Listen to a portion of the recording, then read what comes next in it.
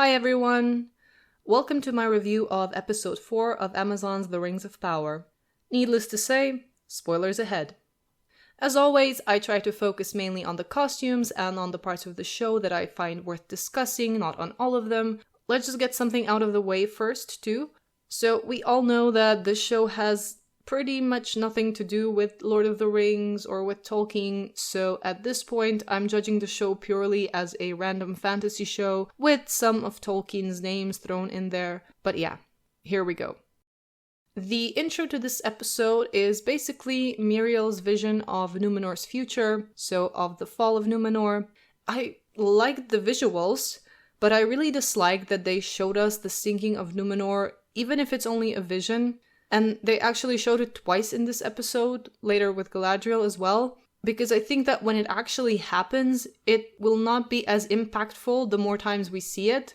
Sure, we all know it's coming, we all know what's going to happen to Numenor, or maybe some normies don't, but in any case, showing the vision of the fall of Numenor, I think it just takes away from all the feelings that we would perhaps experience if we were to see it for the one and only time. And I hope we don't see this vision in the future episodes again, because every single time we do, I think it undermines the moment when it is actually supposed to happen. Because this is such a catastrophic event that you want to show it once and have it hit you with full force, not have little glimpses of it, and then when it happens in the real time, it's just like, oh yeah, this is happening again, we've seen this, or a version of it 100 times before. We won't see it 100 times, but you get my point. Now, Isildur next.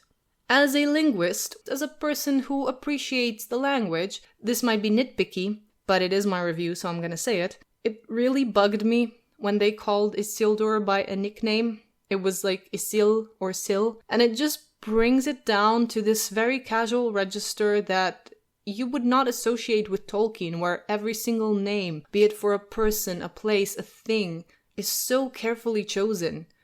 It came across as way too modern of a thing for me.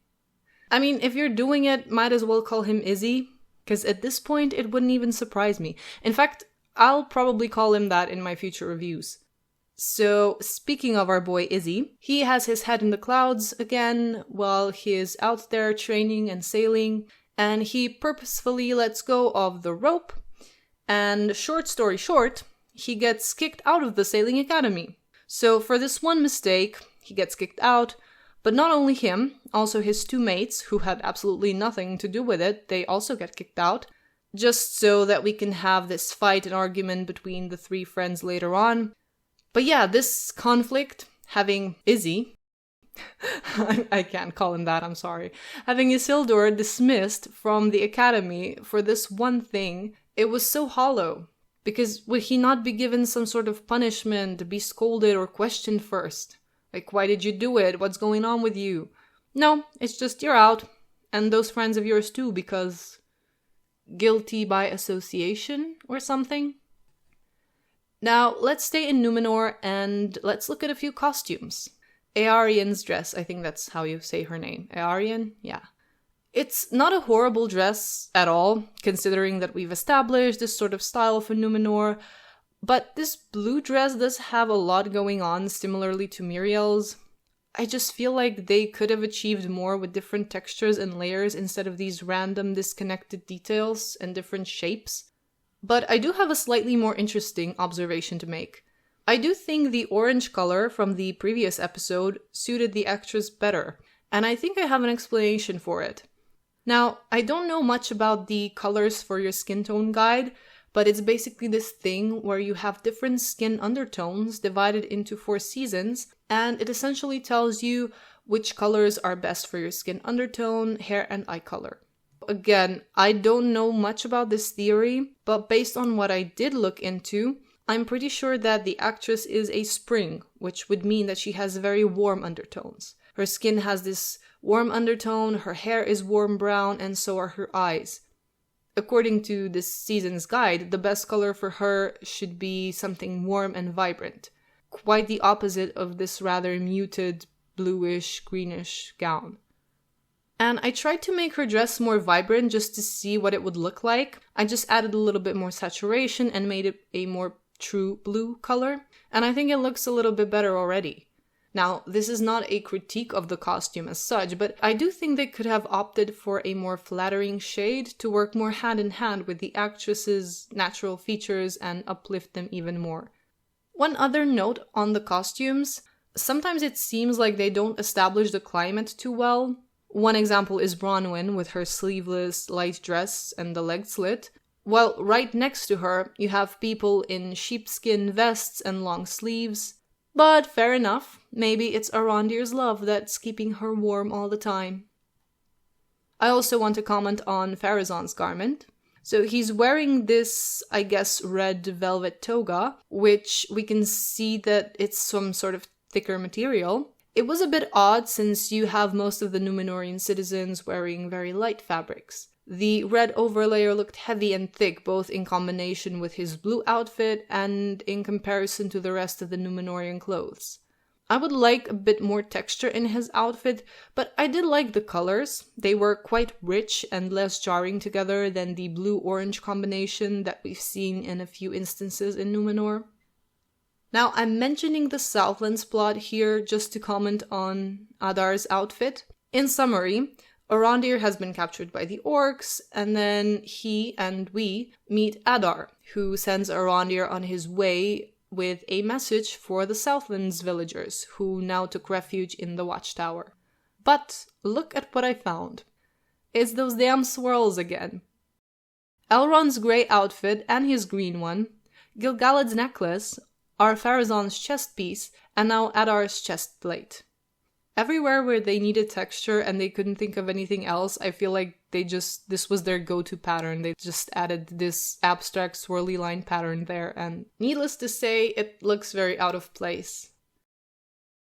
I cannot get past Galadriel yet again being tactless and pig-headed. So she comes to Miriel with the idea that Numenor should go to Middle-earth and fight alongside elves. Miriel says no, and Galadriel demands to have an audience with Miriel's father, the true king of Numenor, as she refers to him, someone with true authority. So clearly, she is very disrespectful to Miriel, insults her greatly, and I just cannot believe that they have this thousands of years old elf who continues to act like a spoiled teenager who can't have her way. Then Galadriel is rightfully thrown in jail, but then eventually our Pharazon comes to release her since Miriel has ordered that Galadriel be shipped back to Middle-earth, and we have another strong woman Galadriel moment. In no time, even quicker than handling that ice troll, and with no weapon now, she overpowers like 4 fully armed guards. And Pharazon just doesn't even bother because she's so incredibly powerful and because Halbrand in the next cell convinces him to let her go. Then Galadriel breaks into a tower where Miriel is taking care of her sick father, and Galadriel sees him and how very ill he is, and then she realizes how awful she's been to Miriel and basically just says, "Oh, I'm so sorry." And for some reason, that's all Miriel needs in order to decide to just trust her with everything now. She used to see her as a threat. She has been nothing but ungrateful and insulting to her and to her people, but yeah, no, she apologized, it's fine now. And so Miriel shows her the Palantir, tells her about the vision, the split in Numenor, how some people are against the elves, that's a whole thing. And Galadriel looks into the Palantir, has the same vision. And then the most nonsensical thing was how Galadriel and Miriel bonded over this. Galadriel tells Miriel something along the lines of, "Yeah, I know you're afraid of this prophecy of the destruction of Numenor and of me being here, but you and I, we have something in common. You're just like me. You're the only one who knows, the only one who sees. So let's fight together because we're both such strong and all-knowing women." This wasn't just bad because it was so forced and didn't make sense, but also because it was once again tell, not show. If we had seen them going through a similar experience, maybe we could buy it, but they had to spell it out. They had to have a character say it directly why there was a connection between them, supposedly. Can I just say that, as a woman, nothing that's been depicted in The Rings of Power so far has made me feel empowered or admire or relate to strong female characters. Nothing has made me feel like, oh, these are some badass women. Because everything they do, even when it's something heroic or when they exercise their power, it doesn't feel earned.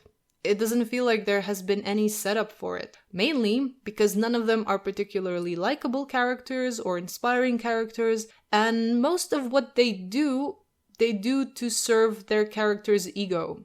Bronwyn got to decapitate an orc so that she could be proven right and so that they could make a point about how all the other villagers are just a-holes towards her. Galadriel is doing all her nonsense so that she can be the only one who knew all along that real evil is still alive and on its way. And then Muriel just kind of has to go against Galadriel so that we could have this sort of conflict happening until she just doesn't go against her anymore.